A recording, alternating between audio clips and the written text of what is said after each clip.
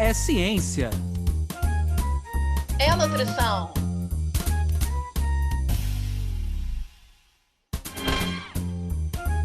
É nutrição É ciência. Ciência. da nutrição. Sejam todos bem-vindos pela ciência. Sejam todos bem-vindos pela nutrição. Meu nome é Anderson Teodoro. E eu me chamo Luana Aquino.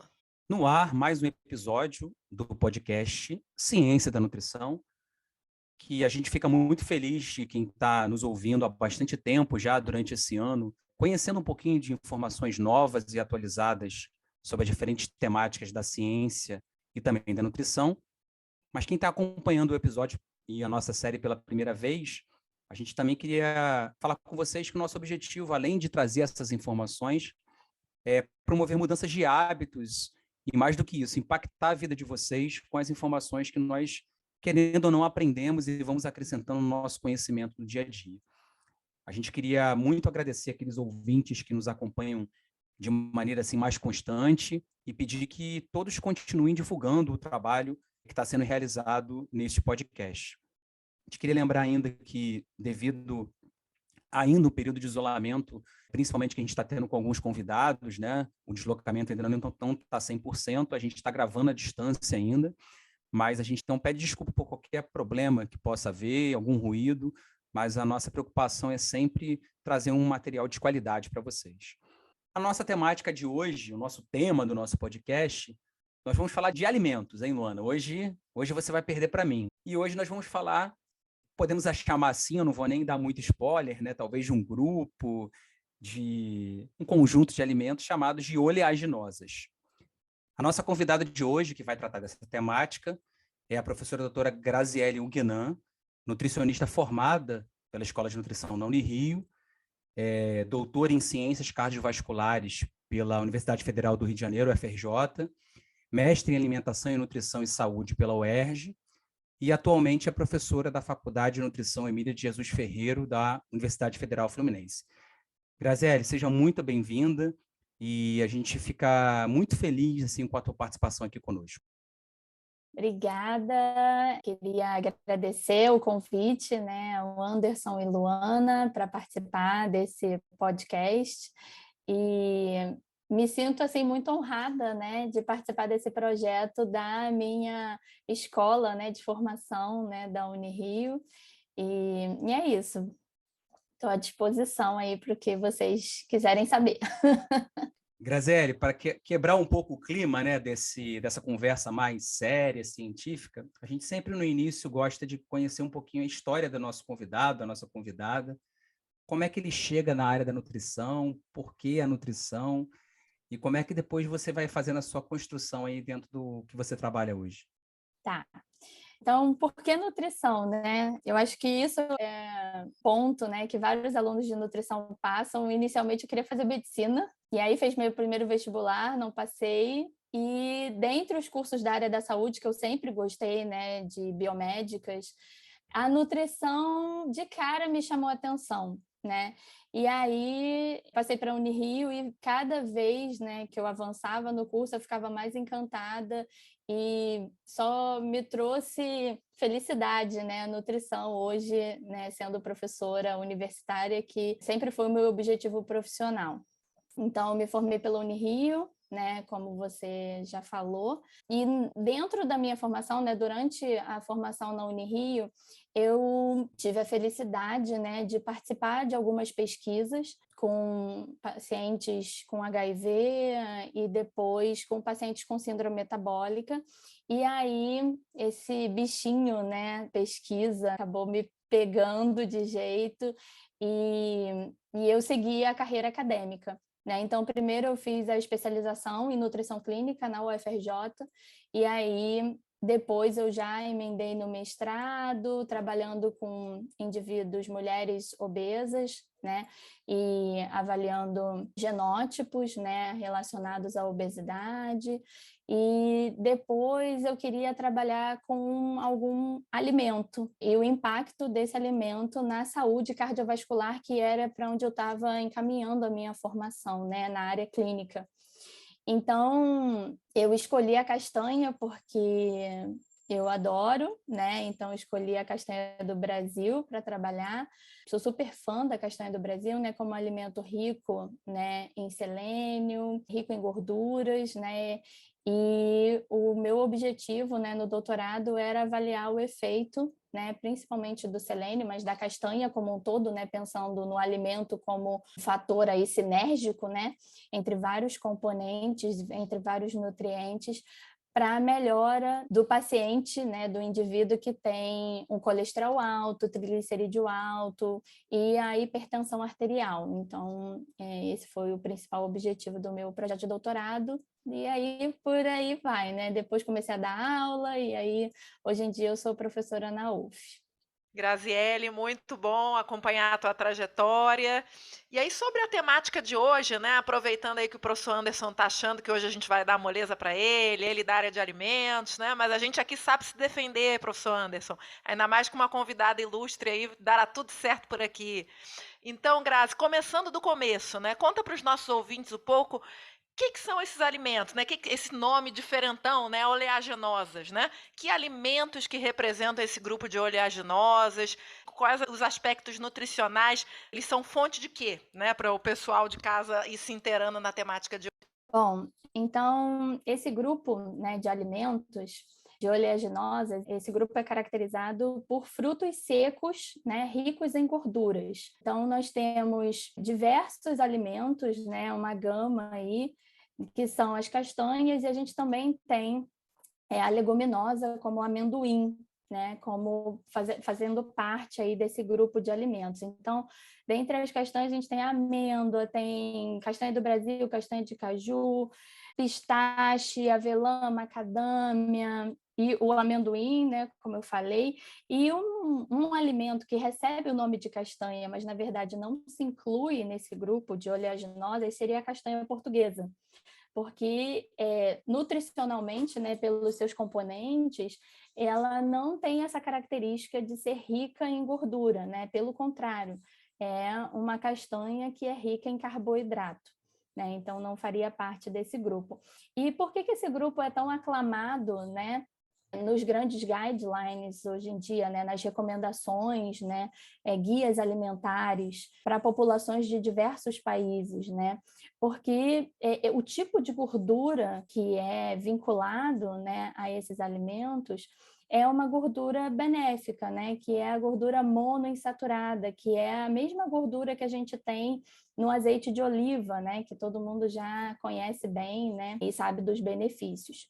Além disso, as castanhas elas são ricas em alguns componentes chamados de fitosteróis, que também têm propriedade, né, de competir com a absorção do colesterol animal, e isso traria benefícios para a redução do colesterol do sangue, e compostos antioxidantes, né, o teor de proteína é interessante e outros componentes aí.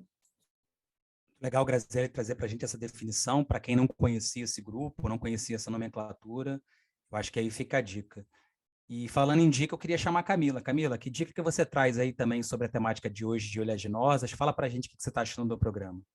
Olá, Anderson, olá, Luana, e olá, ouvinte do podcast Ciência da Nutrição.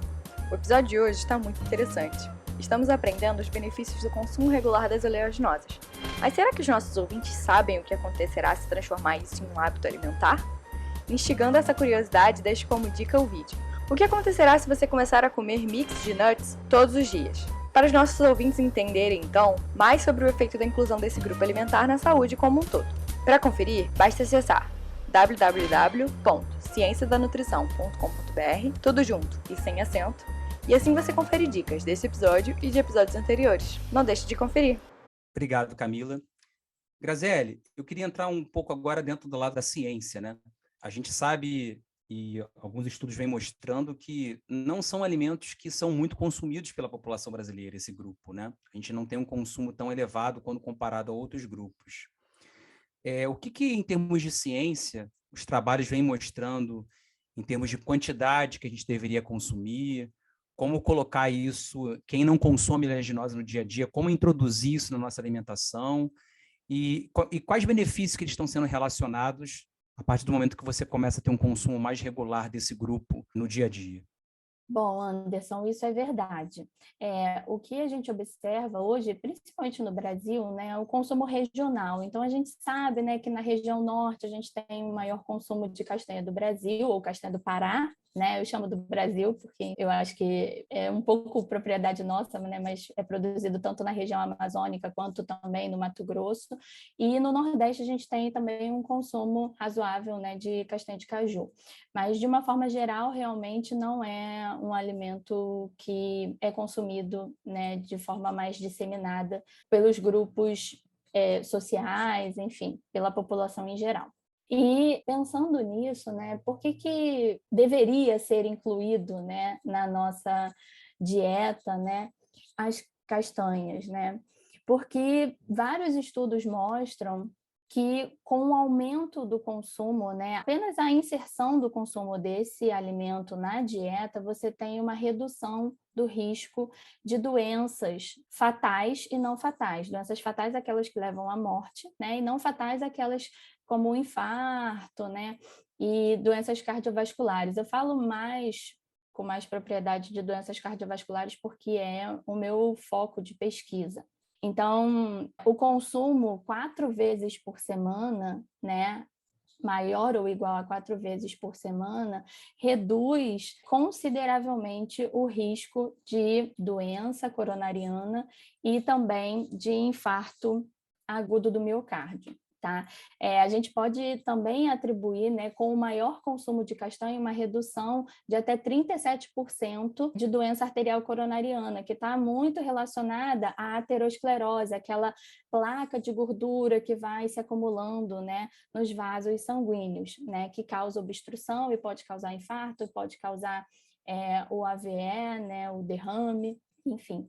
Então, por isso que a gente deve incluir. E aí, pensando na quantidade, né, e também pensando, né, se existe algum tipo específico de castanha que poderia trazer mais benefício em relação a outros, né? Então, falando primeiro nessa discriminação, né, se existe alguma castanha melhor que a outra.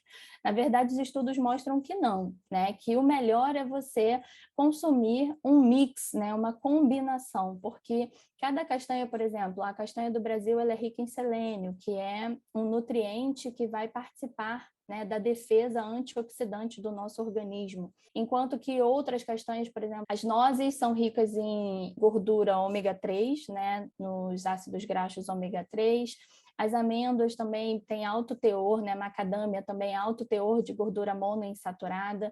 Enfim, então, pensando nesse aspecto, nós deveríamos consumir uma combinação dessas castanhas. E pensando nas quantidades, tem um trabalho que sugere, né, uma ingestão de 50 gramas 4 a 5 vezes por semana. Tá? Mas não seria a castanha associada a sal. Então, aquela castanha torrada com sal, ela não traria os mesmos benefícios da castanha na sua forma in natura.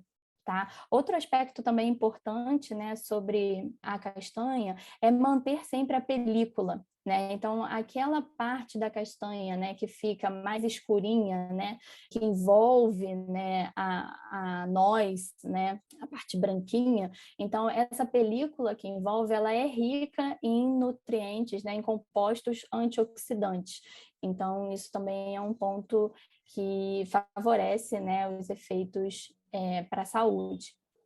Caramba, Grazi, gostei, assim, aprendi coisa aí que não sabia, né? E estou me colocando lá no lugar dos nossos ouvintes que estão aí atentos e querendo observar ou melhorar o seu consumo desse grupo de oleaginosas. Então, eu queria muito aproveitar essa tua experiência para a gente conversar um pouco de estratégias, né?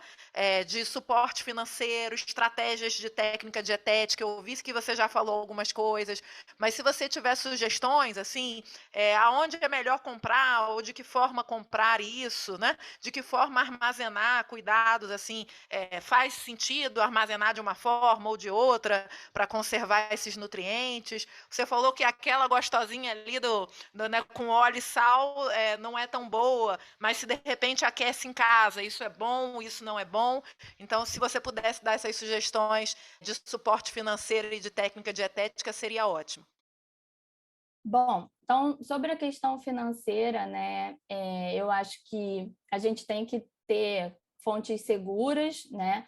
Então, buscar, né, lojas de produtos naturais ou outros comerciantes, né, enfim, produtores até, que garantam aí uma qualidade, porque existe uma questão microbiológica, né, de contaminação quando esse alimento ele é armazenado de forma inadequada, tá? Então, eu sugiro que as pessoas busquem, se for a granel, que busquem lojas confiáveis, né? Algumas lojas de produtos naturais que sejam confiáveis, tá? Em relação à parte da técnica dietética, todo esse grupo, né, de oleaginosas tem uma versatilidade enorme, né? Então, eu acho que pode ser usada em diversas receitas, né? Arroz, bolo doce, né, tortas salgadas, até mesmo na salada, né, de forma triturada, tá? Como finalização, né, de algumas receitas, né? E em relação o que se pede mesmo, né, como orientação de saúde pública, né, é evitar essa torra com sal, né, que normalmente a gente encontra no pacotinho, né, que a gente compra no mercado. O fato de torrar as castanhas poderia influenciar de alguma forma nas propriedades antioxidantes, né, e até nas gorduras. Sim, mas eu acho que o que vale mesmo é que isso seja incluído no seu hábito alimentar, né? A mesma questão do azeite, né? Pode cozinhar com azeite, não pode cozinhar com azeite, extra virgem. Então, eu acho que a inclusão desse alimento de formas diversificadas, né, variadas, eu acho que é o que vai garantir, de fato, os benefícios esperados à saúde, né? Graziele, a gente sempre pede que quem vem dividir conosco aqui um pouco de conhecimento traga também um lado reflexivo e, por que não, filosófico da área da nutrição. E a gente sempre pede que esse convidado, essa convidada, escolha uma imagem que retrate para ele, para ela, o que significa a ciência da nutrição. A gente vai deixar disponível essa imagem no nosso site, ciencianutrição.com.br, mas a gente queria que você descrevesse para os nossos ouvintes qual foi a imagem que você escolheu e por que você escolheu essa imagem. Pois é, né? Foi uma tarefa difícil, mas nutrição representa tanta coisa, né, na minha vida, né? Trabalho, saúde, e eu acho que contribui para a minha felicidade. Então, por isso eu escolhi, né, uma imagem, né, e sendo mulher, né, brasileira, escolhi uma imagem de uma mulher, né, olhando para o horizonte, né, num lugar aprazível, com um caminho pela frente, que é como eu vejo, né, eu acho que tanto a nutrição, né, temos caminhos longos aí para trilhar, né, e com esse aspecto, né, de felicidade, levantando os braços, né, para o céu, como uma forma de agradecimento, né, por todas as conquistas nesse caminho. Então, acho que a nutrição ganhou muito, né, desde que eu me formei até agora, o quanto que a gente conseguiu de reconhecimento, de valorização do profissional e da nutrição mesmo como forma de alimentação, de entender a nutrição em diversos aspectos da vida das pessoas, né, sociais, enfim, não só do aspecto metabólico, né, bioquímico, que é o que eu estudo mais, assim, especificamente, mas também do aspecto social, de qualidade de vida, né, então, por isso eu escolhi essa imagem. Enfim, acho que é por isso. Ai, Luana, lá vem essa musiquinha dizendo que a gente tem que encerrar o programa, hein? Rapaz, é verdade, Anderson. Um programa maravilhoso. Nossa, e que explicação linda, hein, dessa imagem. Recomendo que todos vejam. Queria agradecer muito o brilhantismo da Graziele. Temática desafiadora, cumprida com louvor.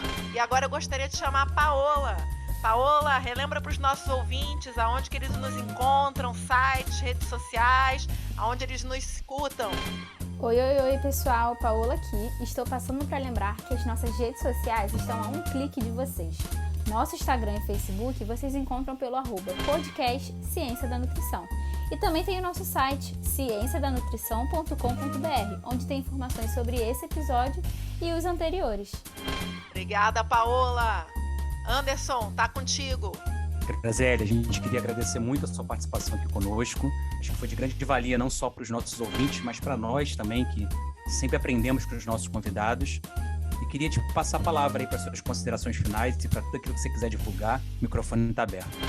Eu que agradeço, né, o convite, poder participar aqui da Voz, né, um pouquinho do que eu sou, do que eu faço, né, do que eu estudo e falar para os ouvintes, né, que estamos abertos na UF, né, tem um projeto de extensão com hipertensão resistente, um ambulatório e é isso, estamos à disposição aí para atender esse público que está tão ansioso, né, por informação e é isso. Obrigada. Obrigado, Gaziele. A gente fica muito feliz com a sua participação. Obrigado, Luana. O programa hoje foi muito especial. Só destacar esse papel final aí que a Graziele falou, que a gente não pode deixar de passar, o papel social da universidade, né? Esses projetos de extensão ajudam muito as pessoas, então quem não conhece nenhum projeto busca conhecer, porque vai ser de grande valia para transformações na vida de vocês. Luana, hoje ficou fácil fechar o programa. Essa reflexão da Graziele aí, eu acho que ilustra bem o que a gente está falando hoje, né? A oleaginosa, talvez aquele alimento pequenininho que a gente consome tão pouco, tem um impacto enorme na nutrição como um todo. E a gente espera que o podcast seja um pouco isso, né? Esse impacto bem pequenininho da vida de vocês, mas que gere essa felicidade que a Graziele colocou pra gente em mudança de vida e novos aspectos. Acho que o programa não poderia terminar mais feliz e mais diferente do que a gente acaba esperando. Mais uma vez, a gente queria agradecer a todos que nos acompanharam, agradecer os nossos ouvintes. Continuem divulgando o nosso trabalho, é muito importante que essas informações científicas novas estejam cada vez mais sendo discutidas na população em geral. E quem acompanhou a gente pela primeira vez, visite as nossas redes sociais, que vocês vão ver materiais muito interessantes. Obrigado a todos mais uma vez. Podcast Ciência da Nutrição.